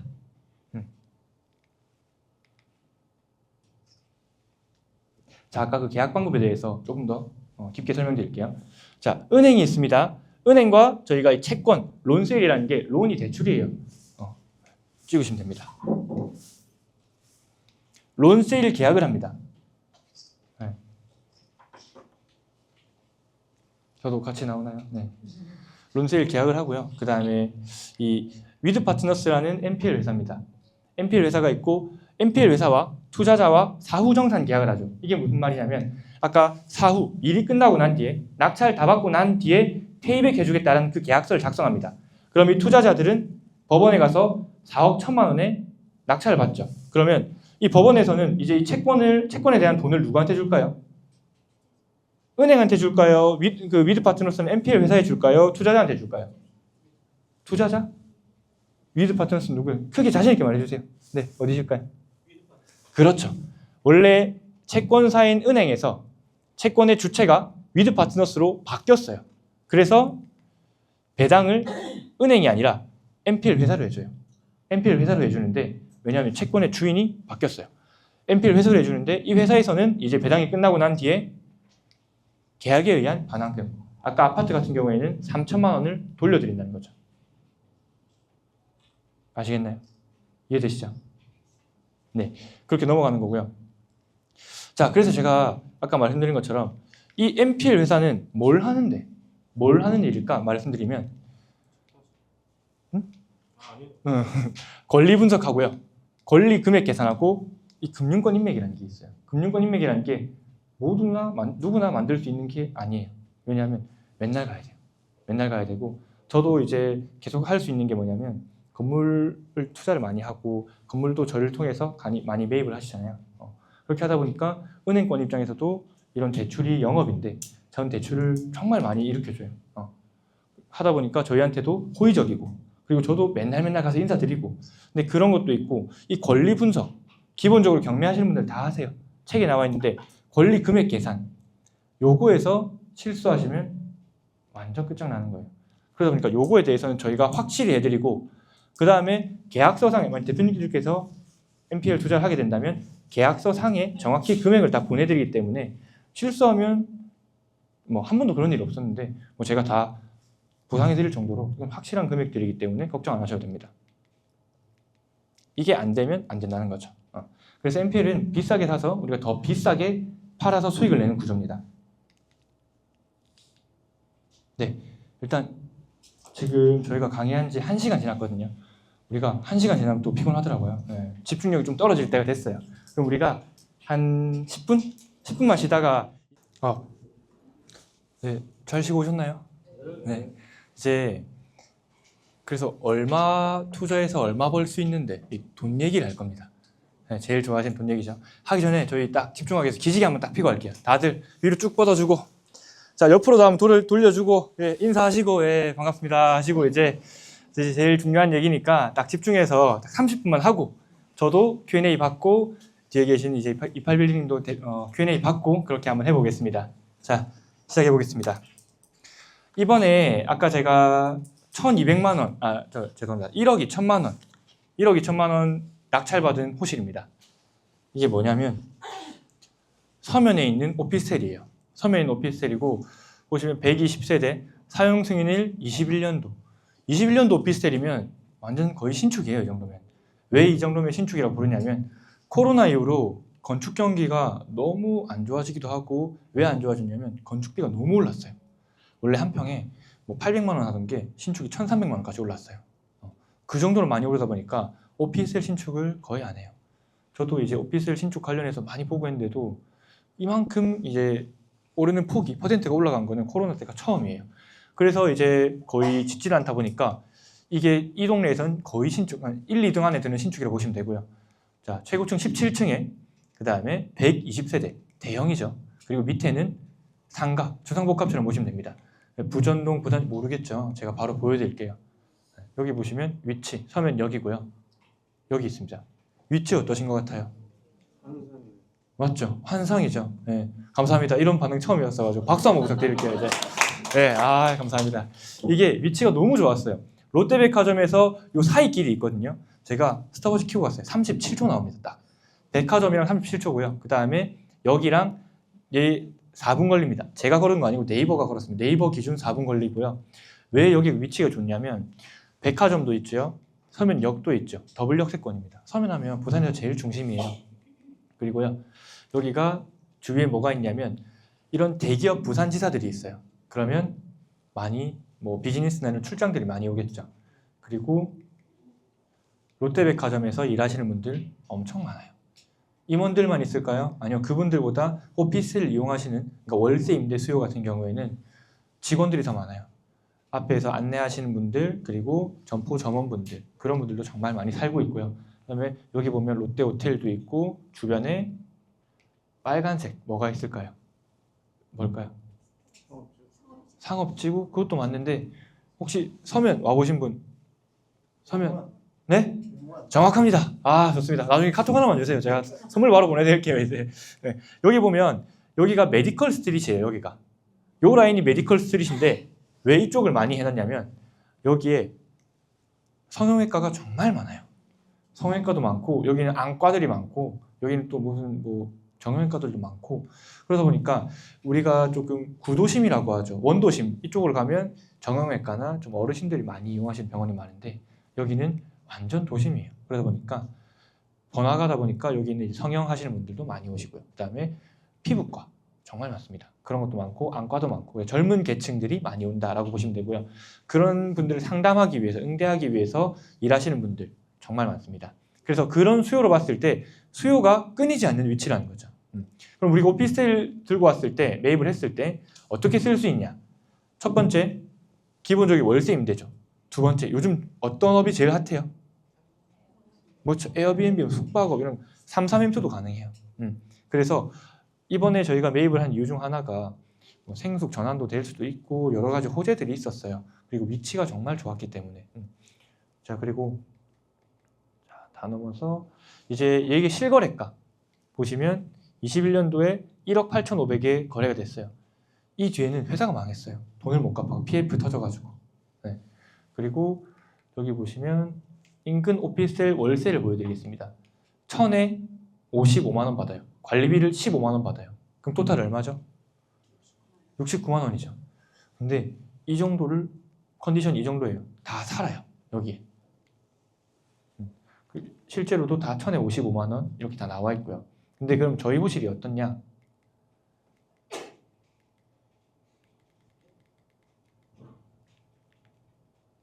이 호실이에요. 이건 단기 임대하신다고 꾸며놓은 호실이고요. 실제로 안 꾸미면 그냥 이대로 쓰세요.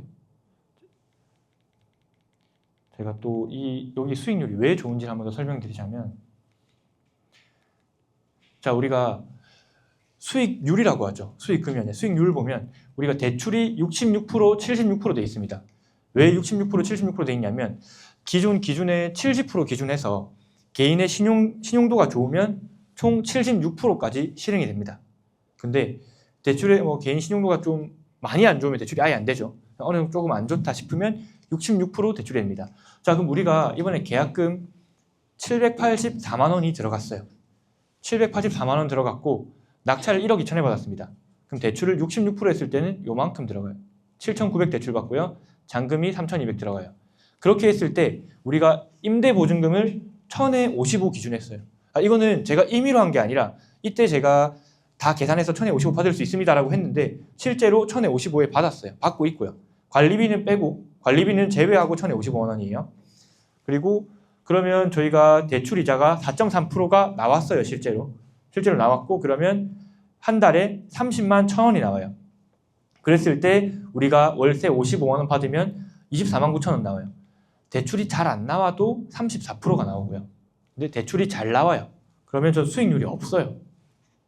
왜 없냐면 내가 환급 후에 680만 원 투자인데 보증금 1,000만 원을 받아요. 그럼 저희는 320만 원이 내 통장에 남아 있어요. 물론 이 1,000만 원이 제 돈은 아니에요.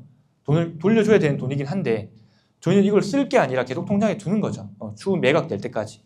그러다 보니까 내 돈 0원이 아니라 내 돈이 오히려 320만 원 생기고 투자를 할 수 있다는 거죠. 그래서 제가 수익률 안 적었어요. 무한정이니까 정말로. 이거 미리 한번 말씀드리면 이렇게 좋은 거 네가 하지 왜 여기까지 팔아라고 하는 사람이 있어요. 좀 제가 한 거예요. 그러니까 제가 했다기 정확히 말하면 저희 어머니 사드린 거예요. 어머니 해드린 호실이고 저희 어머니는 딱 70% 나오더라고요. 평균인가 봐요, 어머니가. 그래서 70% 대출 나와서 정확히 8,400만 원 대출이 나왔어요. 그 제가 어머니 거 사드리면서 한 호실 금액은 계산한 건 마지막에 저희가 따로 보여드릴 테니까 그때 한번 더 보시면 좋고요. 자, 월세가 있고 단기 임대가 있어요. 단기 임대가 하면 수익률이 훨씬 더 올라가는데 대신에 내가 운영을 해야 되다 보니까 내품이 조금 들어요. 근데 서울에 있다고 운영이 안 되냐? 그건 아니에요. 우리 요즘 숙박업 같은 경우에는 청소만 하면 되는데 그 청소를 다 당근에서 구해요. 당근에 청소 실장님이 한 번 청소하는데 3만 원에서 3만 5천 원 정도예요. 근데 여기 에어비앤비가 아니라 33M2 하잖아요. 여기는 저희가 매입한 호실보다 좀 더 오래된 호실이에요. 오래된 호실인데 26만 원을 받아요. 한 주에. 26만 원 받는데 여기서 청소비 5만 원 따로 해요. 청소비 3만 원 받네. 여기 3만 원 따로 해요. 그러면 여기 또 뭐 계약 관리비 이렇게 해서 한 주에 30만 원이라고 봐야 돼요. 근데 여기 보시면 제가 작년 10월에 계약한 거거든요. 이거는 1월 달까지 다 만실이에요. 네, 작년 기준 했을 때. 그러면 올해는 어떠냐? 토포필리아 저희랑 같은 호실이에요. 다 같은 건물이에요. 다른 분이 낙찰받은 호실이에요. 5월 달까지 만실이에요. 그러니까 33M2는 한 주식 빌리는 게 33M2의 정의인데 33M2를 하는 이유는 한 달, 2달까지 빌리는 수요가 굉장히 많은 거예요. 그래서 33M2를 많이 하시고요. 지금 인테리어 소파 하나 놔뒀고요. 이거 침대는 세탁기는 기본으로 있습니다. 풀옵션 오피스텔이었습니다. 세탁기, 에어컨, 냉장고 그리고 공기청정기까지 있었어요. 그 정도로 풀옵션인데 이분이 하신 거는 다른 분이에요. 이분은 여기 침대, 소파라고 해야 될지 모르겠어요. 하고 여기 보면 접이식, 식탁 끝이에요. 이렇게 했는데도 다 찹니다. 그러면 이거는 이번에 저희와 낙찰 받으신 분이 꾸몄어요. 이분은 에어비앤비나 뭐 숙박업이나 이런 거를 강의도 듣고 관심을 가지시는 분이에요. 자, 대표님 같은 경우에는 여기에 묵으실래요? 아니면 여기에 묵으실래요?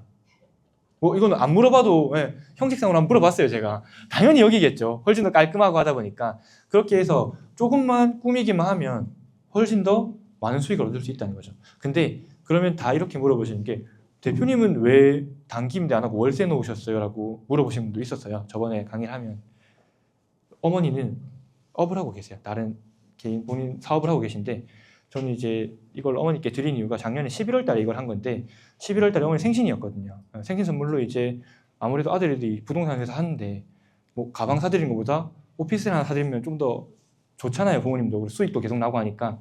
그래서 한번 선물해 드린 건데 제가 이걸 하라고 했으면 말도 안 꺼내요. 이걸 하라고 했으면 결국 제가 운영해야 돼요.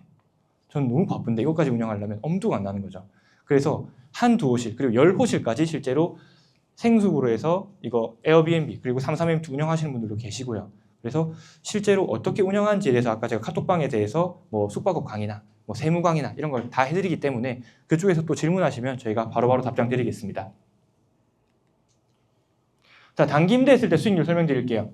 66% 대출했을 때 89%가 나와요. 왜냐하면 이 수치는 뭐냐면 계약금 위에 건 다 똑같아요. 근데 환급 후까지도 똑같아요. 근데 우린 임대료가 다릅니다. 일주에 35만 원이고요. 그럼 월 임대가 140만 원 잡았을 때 기준이고요.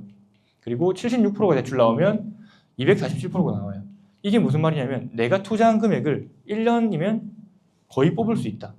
1년이면 2배 넘게 뽑는다. 라고 보는 거죠. 근데 이 숙박업에 대해서는 응대도 계속 해줘야 되고 그 다음에 뭐 꾸미는 것도 꾸며야 되고 그런 거는 이제 본인의 그 사업 역량에 따라 조금씩 달라질 수 있는데 이런 거는 많이 공부하셔야 돼요. 네. 공부를 하시면 다 바뀔 수 있는 거고. 네. 괜찮으신가요? 네. 저게 33M2면 괜찮은 것 같은데 네네. 에어비앤비는 불법이죠. 잠시만요. 더워가지고. 이게 에어비앤비를 하면 불법인데 지금 이거를 생수구로 바뀌었다고 보시면 어떨까요? 그래서 저희가 이거를 전체를 지금 생수구로 바꾸는데 동의를 받고 있고요. 그 다음에 실제로 사실 이게 통으로 매입을 한다는 분이 나왔어요. 나와서 그런 얘기를 하고 있는 게 이분도 건물을 통으로 매입을 하려는 이유가 숙박으로 바뀌어서 호스텔로 하려고 해요.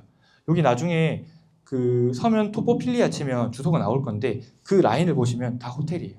그러니까 모텔, 호텔 섞여 있는 라인이에요. 그래서 이걸 통으로 매입을 하셔서 2, 3, 4층은 이제 뭐 상업 공간으로 임대를 주고 이쪽은 다 숙박업으로 운영을 하고 싶어 하시는 분이 계세요. 그리고 생수구로 변경하려고 지금 건축사 통해서 계속 미팅을 하고 있는 거고 그렇게 되면 이제 수익률이 훨씬 더 올라가는 거죠. 그리고 우린 엑짓을 하는 거고 이런 엑짓 관련해서는 제가 뒤에 표가 있으니까 한 번 더 설명드리겠습니다. 지금까지 괜찮으신가요? 이해되시죠? 네. 그러면 월세와 단기임대 차이를 말씀드릴게요. 자, 이 환급 후까지는 똑같아요. 환급 후까지는 똑같은데 월세를 하면 보증금 1,000만 원을 받고 투자금이 좀 적게 든다라고 보시면 되고요. 내가 뭐 이걸 매입을 해서 추후에 시세 차익 보기 전까지 그냥 놔두겠다, 묵혀두겠다 하시면 월세 수익으로 보시는 게 낫고요. 그 다음에 아니다, 내가 조금 더 공격적으로 투자를 해서 내가 계속 관리를 해서 월세보다 더 많은 수익을 얻기 위해서 뭐 단기 임대로 운영을 하시겠다 하시면 단기 임대로 하시면 돼요. 근데 단기 임대가 크게 뭐 흠삭이 안 들어요. 혹시 단기 임대 해보신 분 있나요? 없으신가요? 해보셨어요? 어때요? 좀 손이 많이 가나요? 많이 안 가죠. 네. 에어비앤비 하는 것보다 단기 임대하면 뭐 물론 에어비앤비도 좋아요. 근데 여기서는 단기 임대만 할 수 있다 보니까 33M2로 진행을 하는 거고요. 근데 이게 호스텔로 용도 변경이 되거나 아니면 생수구로 용도 변경이 되면 그때부터는 또 에어비앤비를 하든지 단기 임대를 하든지 선택폭이 넓어지는 거죠. 우리가 그렇게 보시면 되고요. 그리고 월세 임대를 하죠. 월세 임대가 잘 안 맞춰지면 어쩌지라는 걱정하실 건데 저희가 다 맞춰드려요. 제가 다 맞춰드리는 이유가 뭐냐면 지금 보시면 여기 하우스 투어 부산이라고 있죠. 혹시 부산 사투리로 한 보자 하면 이제 한 보여줘 이런 뜻인데 집 한 보자라는 채널이 있어요. 보시면 지금 18,000명이 팔로워가 돼 있는데 이게 부산에서 원투룸 임대, 오피스텔 임대로 가장 큰 채널입니다. 가장 큰 채널인데 이걸 저희 회사에서 운영을 하고 있기 때문에 하루에도 문의가 한 보통 20팀 정도가 오는데 그 중에 반이 서면이에요. 사실은 서면이 굉장히 많고 그만큼 수요도 많은 지역이고 그만큼 저희가 잘 맞춰드릴 수 있는 지역이기 때문에 원룸 임대를 임대업으로 확실히 추천드렸습니다. 실제로 보시면 저희가 1월 10일이죠. 저희가 1월 10일 날도 그때 아마 여기서 강의를 한번 했던 것 같은데 1월 8일 날 잔금이 끝났어요. 1월 10일 날 2,800만 원으로 계약이 됐어요. 자, 그러면 우리가 아까 1,000만 원 기준 했을 때 50만 원이죠. 2,800 하면 자, 1,000 하면 50만 원, 2,000 하면 1,000 하면 55만 원이었어요. 2,000 하면 50만 원, 2,800에 45만 원이에요. 근데 왜 2,800 받으냐 물어봤냐면 2,800이 부산에서 최우선 변제 보증금이에요. 혹시나 경매에 다시 날아가도 세입자는 2,800만 원 돌려받을 수 있으니까 저희도 2,800만 원 위로는 안 받는다 했고요. 2,800만 원까지만 받아요. 왜냐하면 2,800만 원 위로 받으면 매달 뭐 신고해야 되고 너무 귀찮아요, 일들이. 그러니까 대표님이 매입했다 했을 때 일이 더 많아져요. 그래서 딱 2,800만 원까지만 받으라고 했고 실제로 제가 저희 어머니 거 했을 때 1,400만 원 들었습니다. 투자금이. 1,400만 원 들었는데 저희 어머니 호실은 2,000만 원에 진행을 했거든요. 그러면 어머니 통장에 600만 원이 더 남았어요. 근데 이분 같은 경우에는 통장으로 1,400만 원이 더 남는 거죠. 내 투자금이 얼마 들어갔다가 아니라 투자를 했는데 1,400만 원이 남는다라고 말씀드리는 거예요. 근데 제가 이분한테 말씀드렸어요. 그 1,400만 원 쓰지 마세요. 쓰지 말고 대출한 통장에 넣어두시고 그대로 그냥 운영만 하시라고. 그리고 실제로 보시면 한 호실 해보고 두 호실, 세 호실 늘려가는 분은 자 1,400만 원 남았습니다. 그러면 다음 물건 나왔을 때 거기에 내가 돈 좀 더 투자해서 또 새로운 물건하고 계속 늘려나가는 거예요.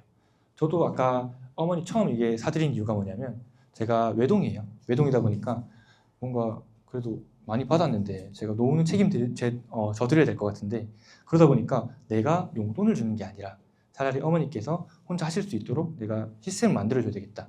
자, 그럼 아까 이자가 33만 원이라고 했죠. 31만 원이라고 했죠. 30만 원 기준 할게요. 30만 1,000원이었습니다. 30만 원 봤을 때 월세가 저희 어머니 호실에서는 50만 원 나와요. 이자하고 남으면 얼마 남죠? 20만 원 남죠. 근데 한 호실일 때 20만 원이에요. 10호실이면 얼마예요? 200만 원이에요. 20호실이면 얼마죠? 400만 원이에요. 근데 400만 원까지의 기간이 좀 걸릴 뿐이지 그거 만들고 나서는 돈이 크게 안 든다는 거죠. 그러면 이제 내 돈 크게 들리지 않고 임대사업자를 만들 수 있어요. 그래서 저는 부모님을 임대사업자를 만들어 드렸어요. 그렇게 하나하나 매입을 하면서 중간에 경기가 좋아졌다. 오피스를 사겠다 하면 팔면 되고요. 실제로 저도 이거를 제가 중개업을 하다 보니까 저도 인스타도 다 되게 활발하게 해요. 하다 보니까 지인분들도 많이 물어봐요.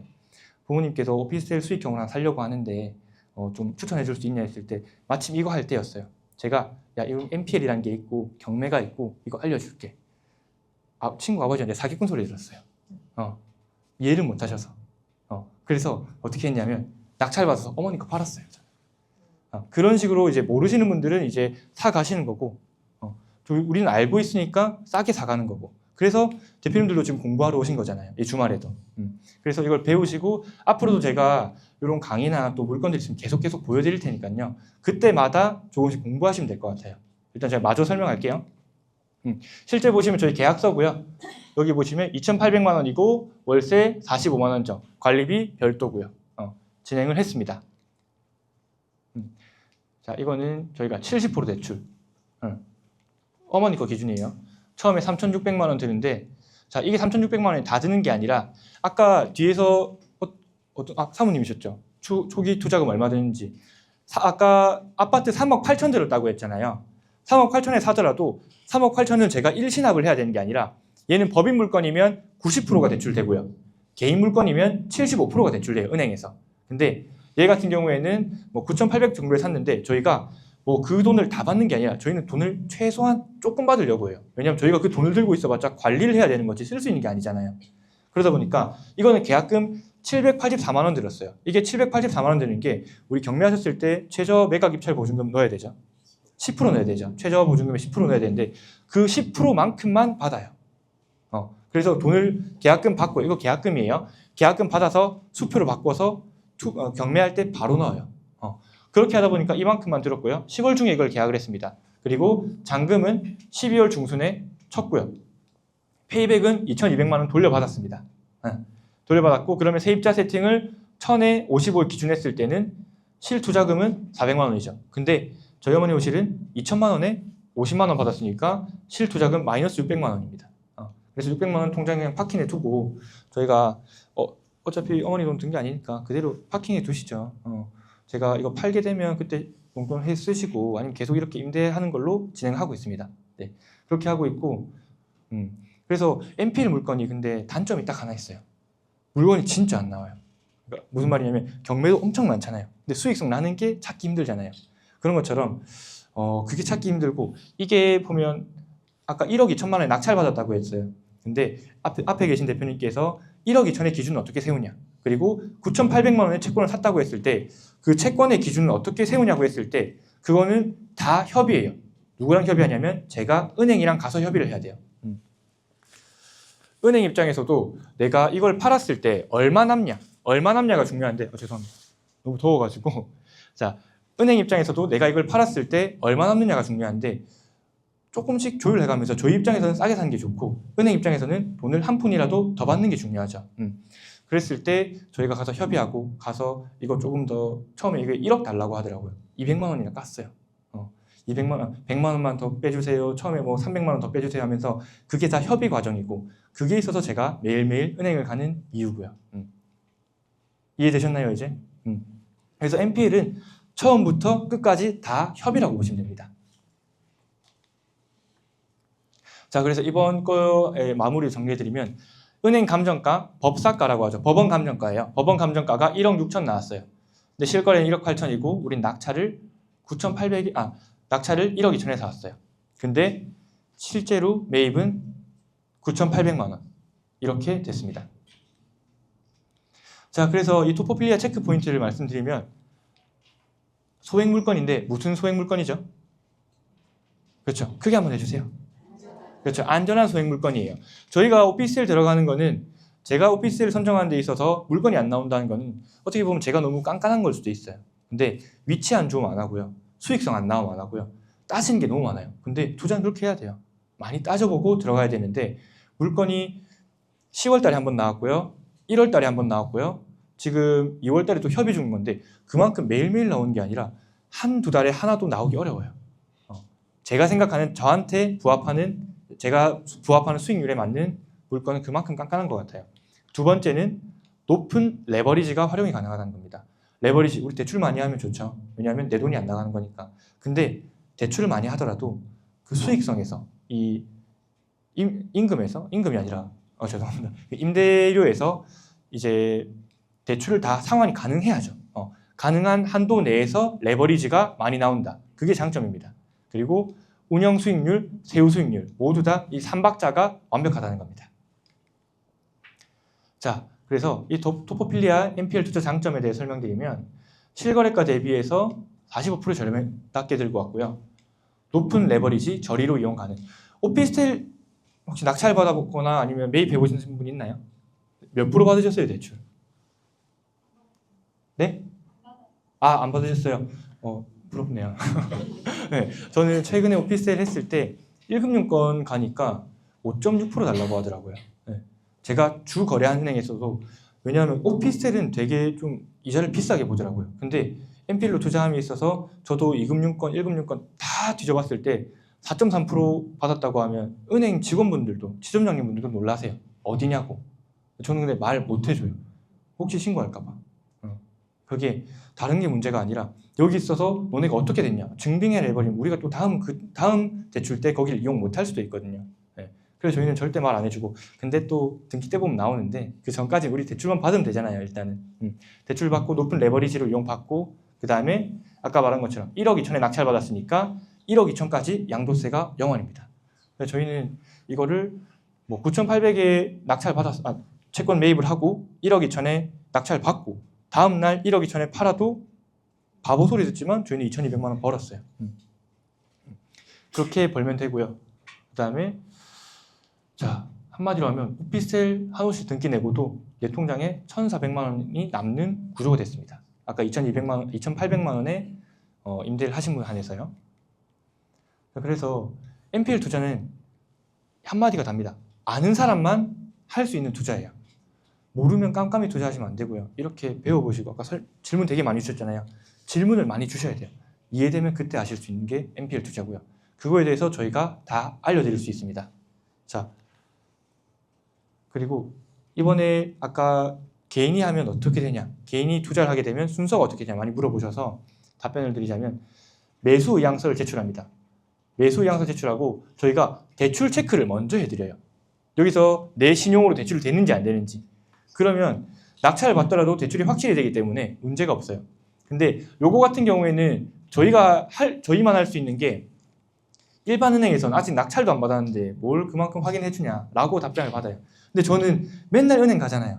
이거 저희 할 건데 뭐 30개 할 건데 우리 저번에 40개 했는데 해달라 하면 당연히 해줘요. 그래서 저희는 한 곳만 하는 게 아니라 한 4곳 뿌려요. 이거 일단은 만약에 매수의향서 제출하셨죠. 자, 앞에 계신 7분 저희한테 매수의향서 제출해 주셨어요. 그러면 제가 뭐 사업소득, 뭐 신분증, 뭐 정보들 몇 개 막 보내달라고 해요. 이거를 제가 정리해서 은행에 보내드려요. 이분이 이 옷을 할 거고 이 옷은 감평가 얼마고 엑셀로 다 정리해서 보내드리면 이분 얼마까지 나오고 얼마까지 나오고 이거를 낙찰 전에 해줘요. 그러다 보니까 우리는 작은 계획을 세울 수 있겠죠. 그렇게 할 수 있기 때문에 문제 없고, 그 이후에 작은 계획에 문제가 없다 하면 계약서 작성하고 계약금 입금해요. 그 다음에 낙찰받고 경락잔금 대출 신청하고 잔금 페이백까지 하고요. 그리고 경락잔금 대출 같은 경우에는 이제 뭐 만약에 대표님께서 잘 아시는 분이 있다, 그쪽으로 하셔도 되고요. 그 다음에 우리가 진행했던 은행이 더 많이 나온다 그러면 그쪽에 진행하셔도 되는데, 근데 이게 저희가 대출 진행하면서도 많이 나온 데 안 됐잖아요. 이번에 저희 통영에서 진행했어요. 왜 그러냐면 통영이 뭐 이자 4.3% 해주고요. 그 다음에 70% 대출을 해준대요. 근데 부산에서 모 은행이 65%에 이자 5% 해준대요. 그러면 저희 통영은행에 전화해요. 저희 이번에 35실 할 거고 그러면 직원 하루 보내주세요 해요. 저희는 직원을 하루 저희 사무실로 보내주세요 해서 직원분이 우리 사무실로 오세요.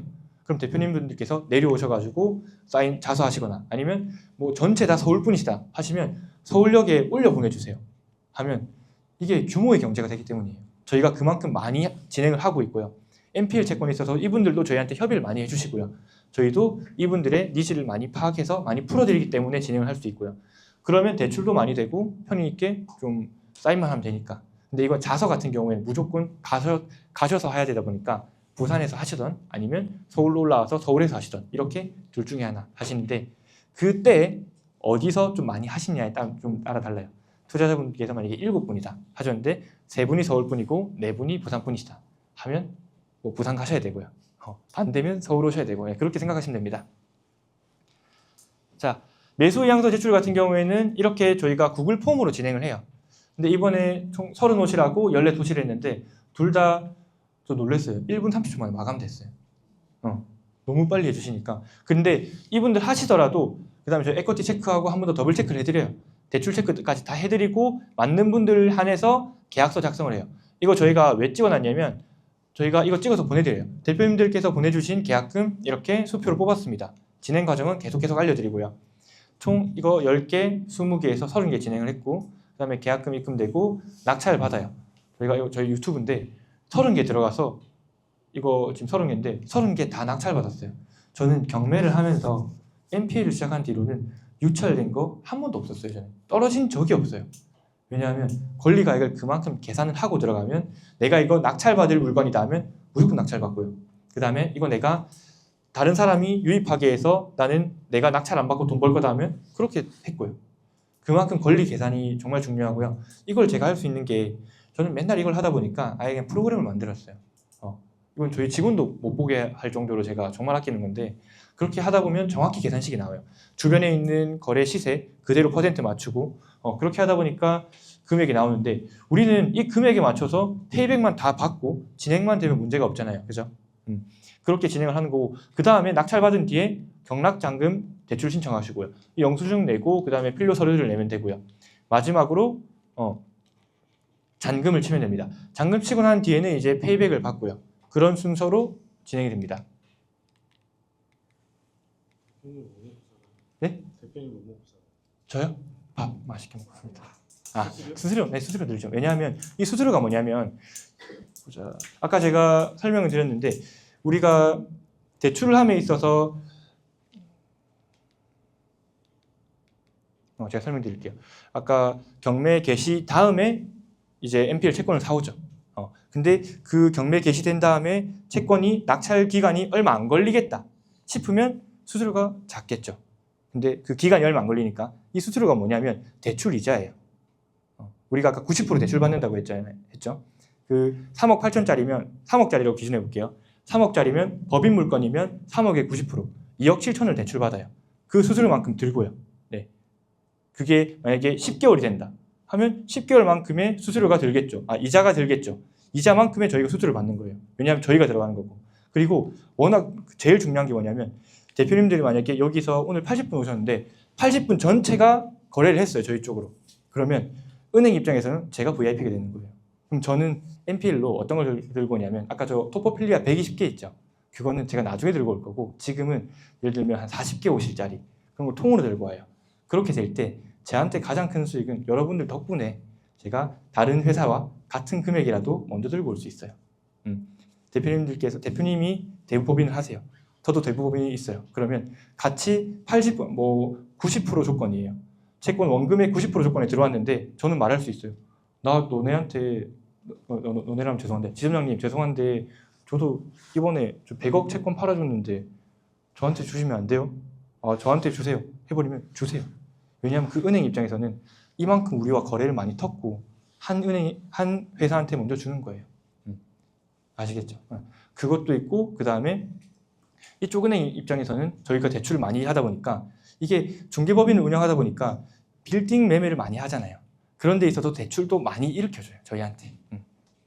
그게 제일 큰 장점이고 제 투자 그리고 저희 회사 투자 이렇게 싹 다 보시면 되는 겁니다. 그래서 가장 중요한 게 권리 분석, 권리 금액 계산, 금융권 인맥 이 세 개. 네. 이게 가장 중요하고요. 자, 오늘 이제 강의는 여기까지인데 궁금한 거 있으면 질문 바로 받을게요. 오피스텔 같은 경우는 주거용이랑 네네. 근무용이 있어요. 네네. 그럼 부산이면 뭐 응시가 1억 미만이면 네네. 뭐 그런 거 다 확인해서 네. 부산은 지방이라서 아쉽게도 지방입니다. 2억입니다. 2억까지 주택수에 포함 안 됩니다. 네. 다른 것도 질문 주세요. 네.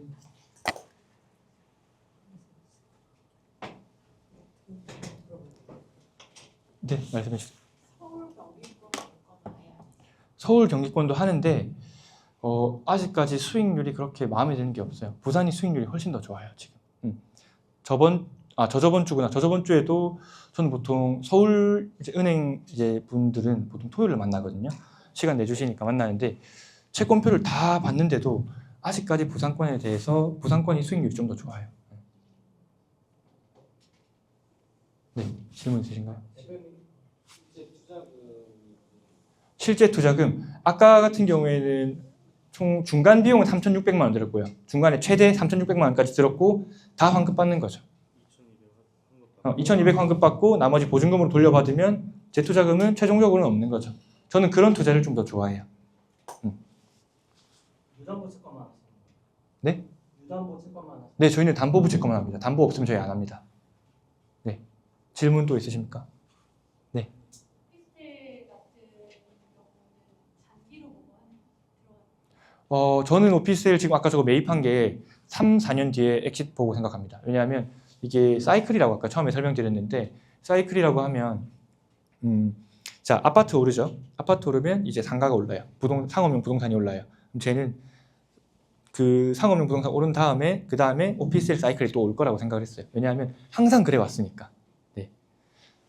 제가 뭐 정치색을 말하는 게 아니에요. 저는 뭐 중립입니다. 근데 이제 민주당 시절에는 항상 아파트 오르고 그다음에 상가 오르고 그다음 오피스텔 오르고 이렇게 생속도 있고 막 이렇게 왔다 갔다 하는 게 있기 때문에 그 사이클로 비춰봤을 때는 그 3, 4년 뒤쯤이 오피스텔이 오를 거다라고 생각을 하고 저는 미리 들어가는 거예요. 명의 같은 경우는 개인, 법인 다 됩니다. 근데 이제 대표님의 성향에 따라 그리고 대표님의 상황에 따라 다르기 때문에 그런 거에 있어서는 저희가 세무법인 대표님을 조인시켜 드립니다. 세무법인 대표님과 함께 상의해 보시고요. 그 다음에 고르라고 하십니다. 네. 네, 또 아까 손 드신 분, 네네. 취득세는 내야 되잖아요. 네, 맞습니다. 취득세 오피스텔 같은 경우에는 4.6% 들고요. 네, 4.6% 들었을 때는 그래도 그것도 이제 저희가 경비로 인정이 되는 부분이다 보니까 추후에 엑시트할 때 그 경비로 인정 받으시면 됩니다. 네네. 또 다른 질문 있으십니까? 몇 개나 네? 몇 개가 있는 오피스텔이요?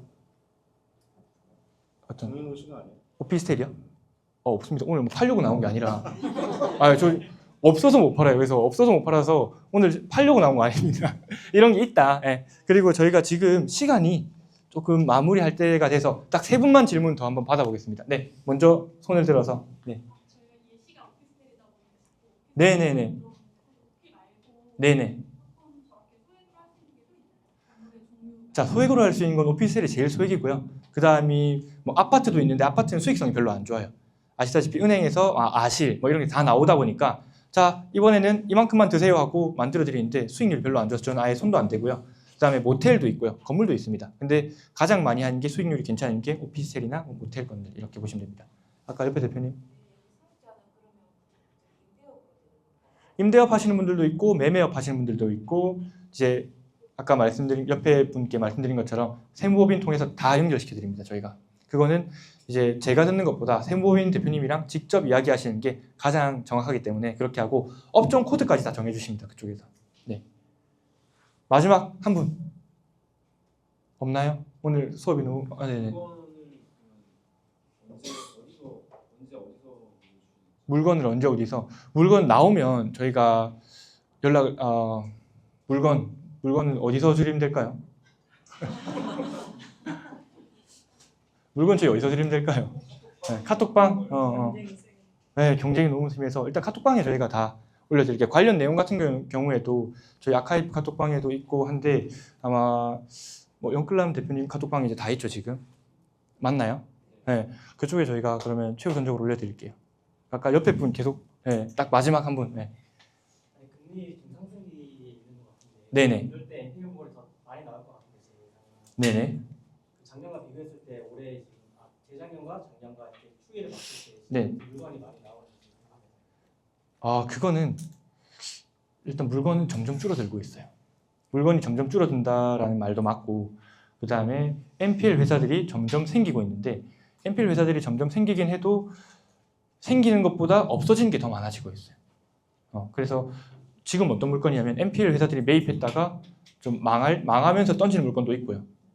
왜냐하면 NPL을 하는데 제가 이걸 설명 안 드렸는데 대부업인 할 거면 최소 자본금 5억 있어야 되고요. 그러니까 5억 있으면 10배, 50억까지 물건을 매입할 수 있어요. 그럼 10억 있으면 10배, 100억까지 할 수 있고요. 근데 이거에 대해서 저희는 보통 한 분기마다 거의 개설을 하나씩 하는 것 같아요. 100억 빨리 채우다 보니까. 그래서 그런 거에 있어서 뭐 다른 분들이 소화 못하는 것들 저희는 다 소화시킬 수 있으니까 그렇게 들고 오는 거고 요즘에 확실히 좀 물건이 많이 줄었어요. 줄긴 줄었어요. 복잡한 다양한 이유들이 있겠지만 네 그렇게 돼 있고 일단은 저희 질문은 여기까지 하고 저희가 뒤에서 마치고도 뒤에서 질문을 받아드릴 테니까